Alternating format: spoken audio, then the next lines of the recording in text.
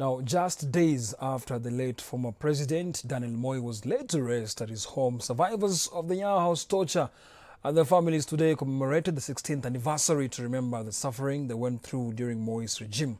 The victims are now calling upon the government to respect court orders directing the compensation to ease the suffering. Joel Chacha now with more.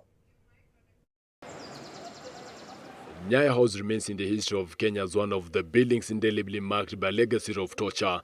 The building has 12 strong rooms in the basement that are turned into pitch black holding cells and concrete soundproof slabs used to detain without trial and torture persons accused of undermining the government of the late President Daniel Moi in the 1980s. Former Nyayo House detainees commemorated the 16th anniversary today and now calling on sitting President Uhuru Kenyatta to help facilitate compensation for the harm suffered as awarded by the courts. I was taken to city mortuary. Nikarara huko kama siku tatu. Unapelekwa jioni alafu unachukuliwa asubuhi. Wanaenda wanakupeleka huko wanakuambia hebu tuwekee, wanaambia huyo mtu wa mortuary hebu tuwekee hii maiti. Unajua sasa hiyo ukitoka huko umepigwa unafahamu. After I had been beaten and I'd put in water, when I was removed in the morning and told to sit down, naked as I was born, a very beautiful lady came with a panga in her hand, asked me whether I'd been circumcised.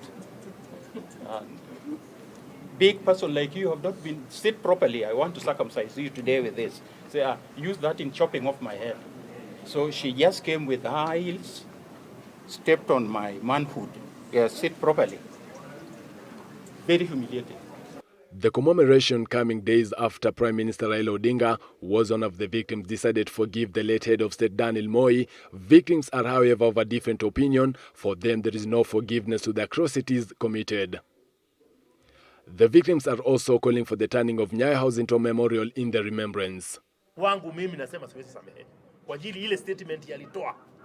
Alisema ya kwamba kama iko mtu nilikosea. So it means that he don't know. He don't know. Kwa hivyo mimi hata nikikuta Moi kwa Mungu sitataka hiyo wai. Sitaki. And we have been follow up on compensation. Up to now we are still looking but nothing has happened. So we will request government to do something so that our families can live well, because it happened when we were still young, and up to now some of us are still suffering. Various prominent persons who successfully sued, among them former Subukia Member of Parliament Forgive Moi, have since been paid. For many others, however, it has been a cat and mouse game with the government.